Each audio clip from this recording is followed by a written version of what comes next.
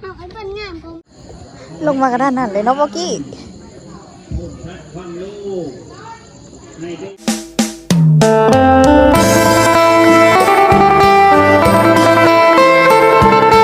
สบายดีทุกคนวันนี้ก็มาพบกับน้องเปิ้ลคือเก่านะทุกคนบรรยากาศเฮากะสิมาเฮ็ดกระทงทุกคนเฮ็ดกระทงลงลอยกระทงมื้อแรงเพราะว่าอยู่วัดบ้านเฮามันมีหนองสาทุกคนเว้นเทศแล้วเว้นเทศแล้วก็เฮาก็สิลอยกระทงออกพรรษาเนาะเพิ่นก็ยังบ่ฮู้เลยว่ามื้อแรงสิได้ลงบ่หรือว่าบ่ได้ลงก็ลุ้นนำกันนี่ล่ะทุกคนแต่ว่าตอนนี้กำลังพากันเฮ็ดกระทง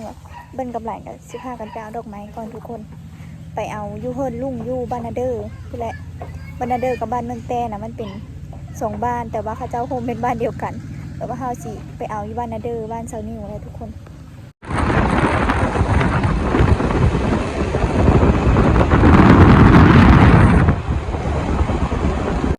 ได้จากอ่านแล้วบอยเอามาเบิ่งดูบอยของบอยคือเป็นอันนั้นเอาจับมาเบิ่งดูนะก้อนเด้อนี่นะกามันมาจาดสีคือเป็นว่าวเพิ่มเท่านี้ ว้าว แม่นี้เธอลูกแซมตัวนี้นี่แซมตัวนี้ใช้ของไอ้ซูนะเอาไว้เถิงแหละ ทางบนนอน เฮ็ดอีพอแล้ว นี่คือของหลานเฮาทุกคน ต้องให้ทุกคนเลย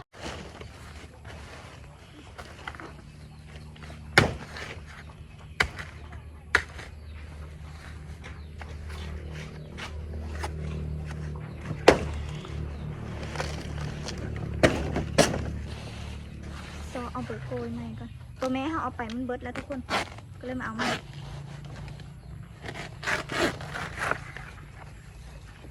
เน้นเลยห้าโบซอถ้าซอสมันเสียนั้นถ้าซีคอยจี้เอา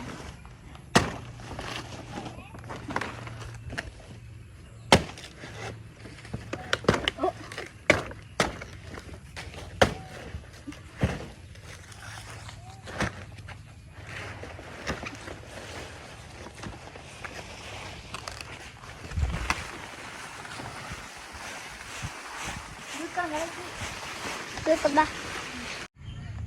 นี่ทุกคนฝนกระสิตกพื้นมาเลยนี่เซอร์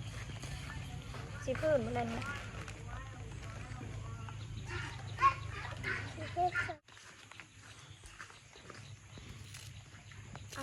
ตัดพีชวันนี้ทุกคนตัดพีชชีเป็น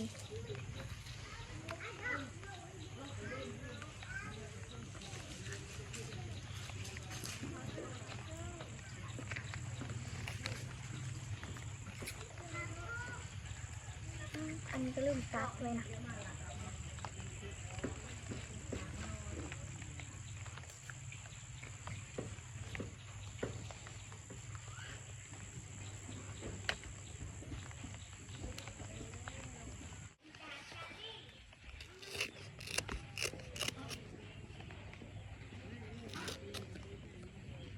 ปีนึงเฮ็ดเท่านึงทุกคน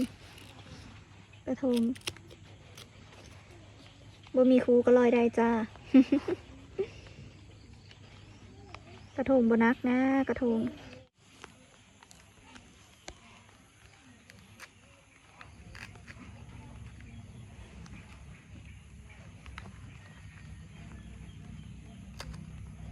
เสียงประกาศอยู่วุ่นๆอยู่แบบ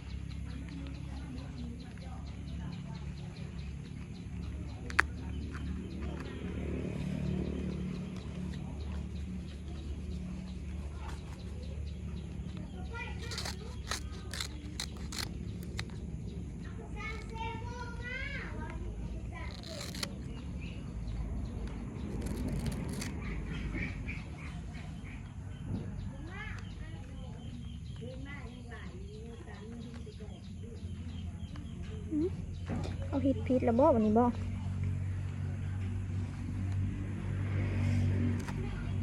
นี่ทุกคนหอนขั้นตอนนี้แล้ว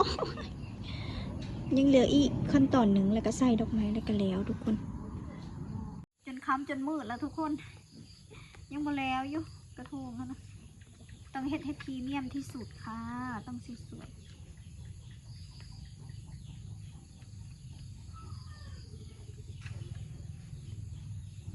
ปกติเอาเข็มมุดสบายทุกคนบ่มีเข็มมุด ก็เลยเฮ็ดแบบนี้เอาการเผาจะสบายไม่ได้เหลาไหมการเผาก็แข็งดู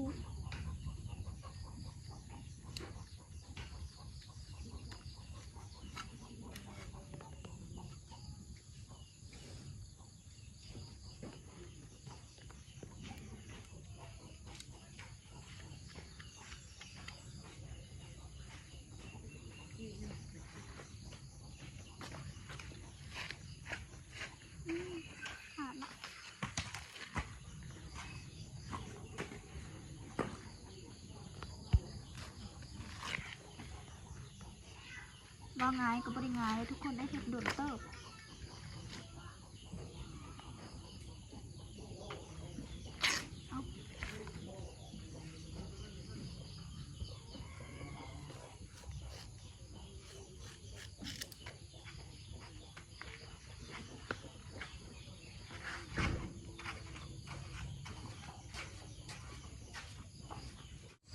พอสิแล้วนี่ใช้เวลาเป็นจักชั่วโมงวะประมาณ1 ชั่วโมงกว่านี่แหละถ้าจื้อบ่ผิดนะทุกคนวันนี้ก็สิเอาขึ้นไปให้นี่นะทุกคนงามคนละแบบหลากหลายอันนี้ของเฮา เอาไอ้เป็นงามของมึงเฮ้ยแต่งเลย งามสำคัญมด งามคนละแบบ แต่ของเปิ้ลมันเยอะปานี่กว่า ยังจะห้ามโอ้โหมาแปลกเลย งามมด ตักบาตร ตา ทำวัดช่องท ลงมากระด้านนั้นเลยเนาะเมื่อกี้ ำพูดชัดฟังลูกในได้สู้ทุกมือทุกวันชิงสำคัญคือคุณพระเจ้าคอยมาปกเกล้าเมื่อคือว่า อ้าวกระทงแม่ พระนิพพานทุกคนทุกคน บอยกินคอนดอกแล้วบอยนะอุดหนุนไอ้ตุ่นแล้วบอย อาริโทโทอนุโมทามิ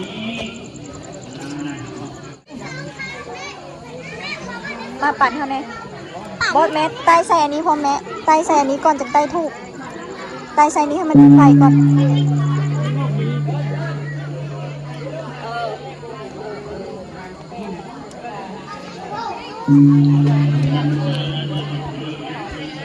ด้วย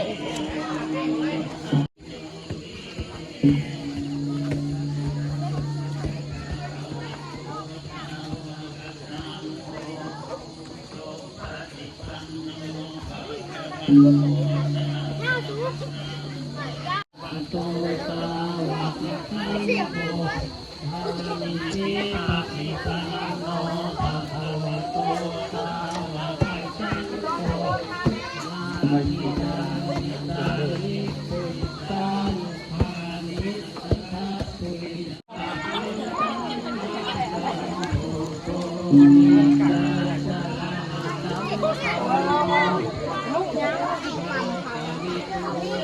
บอล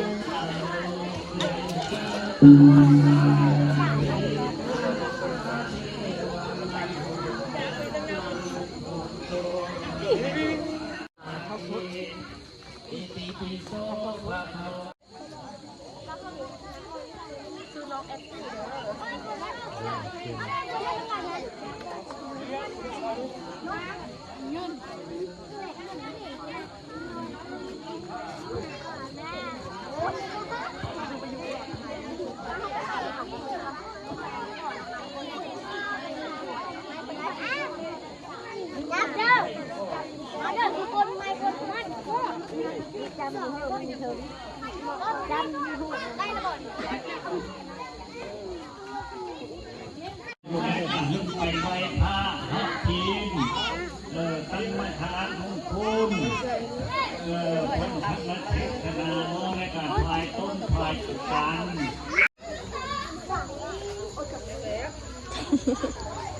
อันโมนี่ก็มาเข้ากล้องอันวะนี่ นี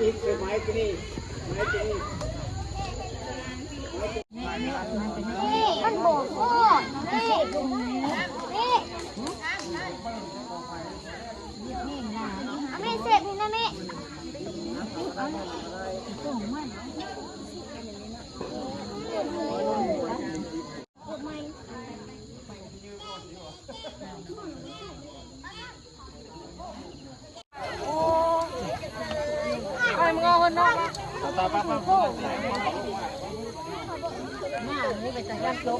ขาอยู่นี่ โชคดีมหาโชค